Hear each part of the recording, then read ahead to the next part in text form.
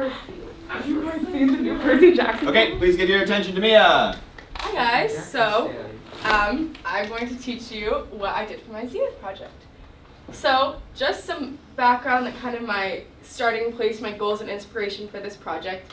I loved the documentary unit last year. I thought it was, it just was something that really spoke to me in terms of like incorporating journalistic aspects of filmmaking and like covering a real story that's influential and like sharing it with the community.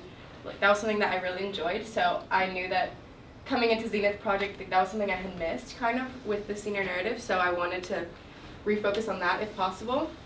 And then once I had that, I kind of just started doing research on past Zenith projects, and something I came across was Marissa's Zenith project, which was super inspirational to me. It's amazing if you haven't watched it. It's a documentary on a drag queen who is also a police officer, and I just thought it was super well done, and it was short. And one thing that I really liked was that she didn't use talking heads at all. And I just thought it was like very creative and something that I definitely tried to model, although my project's a little bit different. But that's kind of where I like based my project off of and got my inspiration. So once I had that, then it was time to start my documentary. So the hardest part for me was definitely finding a subject. I had a couple ideas, but really like narrowing it down to one thing is something that's hard for me. So I ended up getting a lead from my mom about this dog that works for the district attorney's office in Santa Clara County, and it's a facility dog that helps with child victims of sexual assault when they testify in court. A lot of times they get too scared to actually like give their testimony. So this dog was brought in 2 years ago, and its name is Percy, and it has been helping children give their testimony in court. I thought that was so cool, and part of what's special about documentary for me is like focusing on subjects that are like really meaningful to me. I didn't want to do a documentary about something that was not relevant to anyone, because I don't think that that's the point. I want to be able to share something with the community. So from there, I followed like your basic documentary guidelines. I reached out to my subject. In this case, it was Percy's handler. He has a handler who, like, Percy lives with that woman. She used to be a victim advocate for the court, and now she is also a victim advocate, but mainly Percy's handler. So she brings Percy around to all of his court dates. Obviously, I wrote like interview questions, scheduled interviews, the general procedure. One of the hardest things about this project that I didn't really take into account was working with the government. It is not fun. And I had this whole vision partially based on Marissa's project, which I thought was so cool. And I wanted it to be more observational, and I wanted you to be able to see Percy working. And the problem with that is that Percy works with real people who have to go to real court and are in trouble. And so I'm not allowed to show those people. So I realized pretty quickly that I would have to film my talking head interviews. What Marissa did was she didn't even film them. Like, she just recorded it with audio, which I thought was so cool. But I recorded my talking head interviews because I realized that I was going to be working with limited B-roll, because even bringing a camera into the courtroom, I had to sign like 5 forms that were like, I'm allowed to film here, like it won't be bad or anything. So just like the scarcity of my filming ability kind of limited my project, but I think I was able to work around it. So it wasn't exactly my like original vision, but it's pretty close. So bringing it to life in terms of editing, some like choices that I made and things that I came across while editing. I still didn't want to rely on the talking heads, so I really only show it when just like as little as possible, but it is still there. But I tried to make my B-roll the star of the show. I also still tried to incorporate some like real life moments and like aspects of observational documentary that I was able to gather.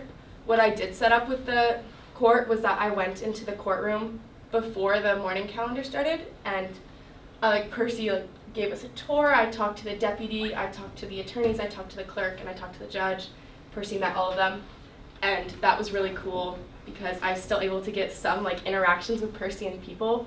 And I tried to weave those in so that you get like a real feel of what it's like to have Percy there, even though I couldn't film him like helping someone on the stand. It's kind of similar. And then something that I ran into was, I was terrified going into the court and bringing a camera. So I was freaking out, and I didn't want to set up my tripod because I was like, oh my gosh, like I'm gonna like impose on everyone here, and like I'm just gonna pull out this giant tripod and like ruin everything. So I was trying to shoot all this B-roll handheld, and I came back, and it was literally the ugliest thing ever. All of it was shaky. It was on the 50 millimeter, like it was moving everywhere. So I had to go back, and that was a big lesson that I learned, was just like take out the tripod. Like they're not gonna judge me.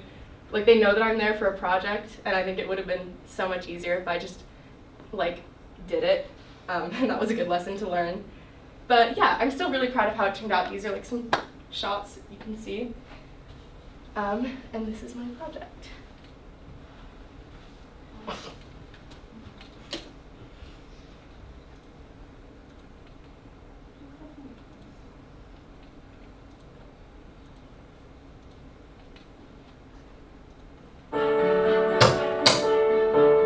This is Percy. He is Santa Clara County's first courthouse facility dog.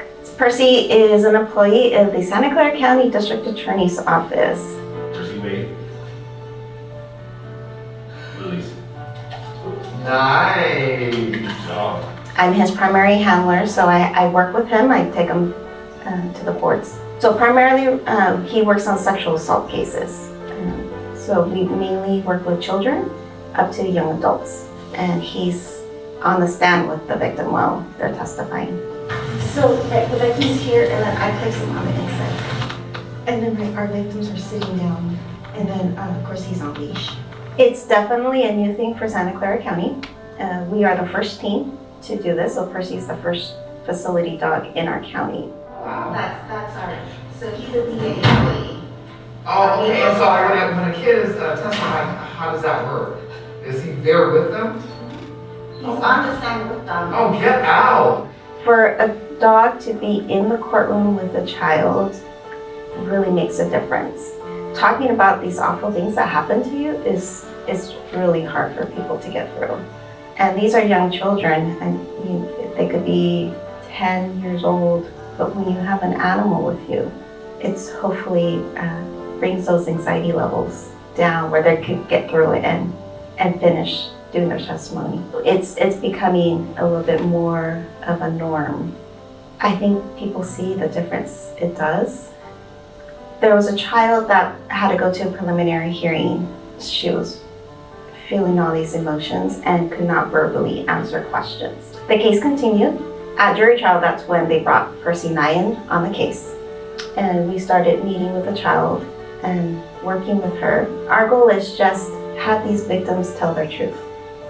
Percy and I were on the stand with her, and she told her truth. She told her story. She was able to answer all the questions.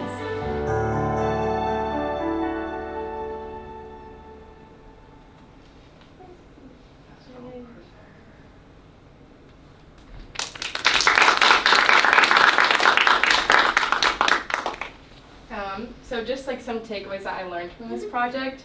I think documentary actually helped me stay accountable with my deadlines because I was corresponding with someone else and I wasn't just holding myself accountable. I had to show up on the days that I scheduled interviews, and I had court time where I was able to come in. It was very limited, so I met almost all of my deadlines, I think, because of that.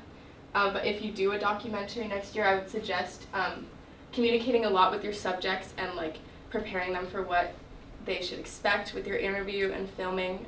That's always really helpful to have a good relationship with them, which you probably learned from your documentary unit.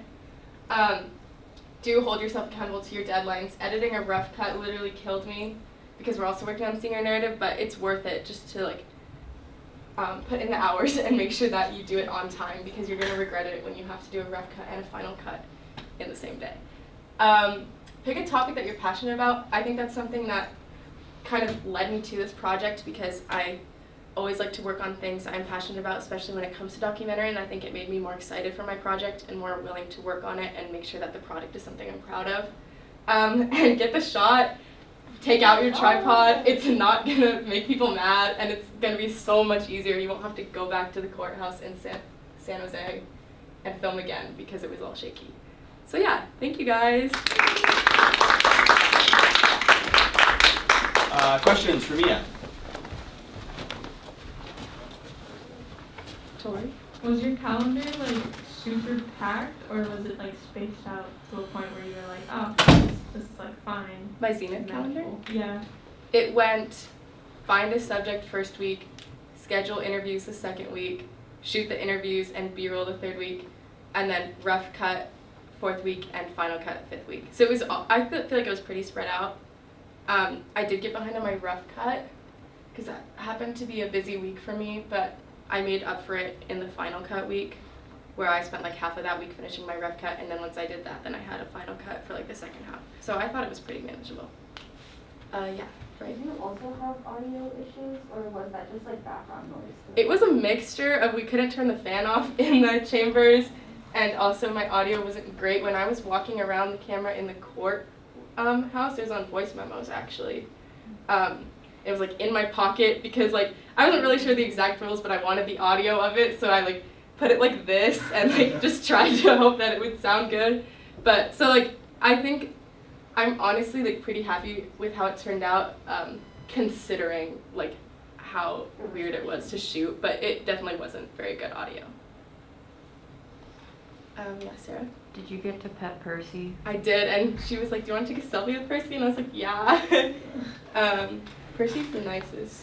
He's really nice. Yeah, right. For this stuff, is it like a seeing eye dogs, where it's like they have like a do not pet things all over them, or is it like please pet him, he is a very good boy? I think you can pet him. Actually, one thing that I learned from this project was that Percy's not a service dog. He's a facility dog, and his facility is the courthouse. So basically, he's like an employee of the district attorney's office. He has his own ID card, and he has his own. Everyone at the courthouse has a calendar, which is basically the cases that you're scheduled each day. You have a morning calendar and an afternoon calendar. Percy has a calendar, and like people can like try and book him for a case, and like he might be booked. Like he's basically an employee. Is he on the table? He's listed as an employee, but he doesn't get money. But Unpaid intern. oh, she had a cute quote that I really wanted to put in there that I didn't. That was like Percy's paid in treats. Oh. But yeah, so that's how he's paid. Any other questions? Yes, Stella. What documentaries would you recommend someone to watch? Oh my gosh. Documentaries. There's so many. Like, I can't even pick one that's my favorite. I think the first documentary I ever watched that was like, whoa, when I was like 10, was like Blackfish. That's amazing. It's also really sad. Some cool ones. Boy State is really fun. If you've ever seen that, it's about Boy State in Texas. And I just think it's like really interesting. It's not exactly this style, like very observational. They like follow the boys around, but it's cool. Any other questions? This was a good documentary. Thank you. Okay, thanks, Mia.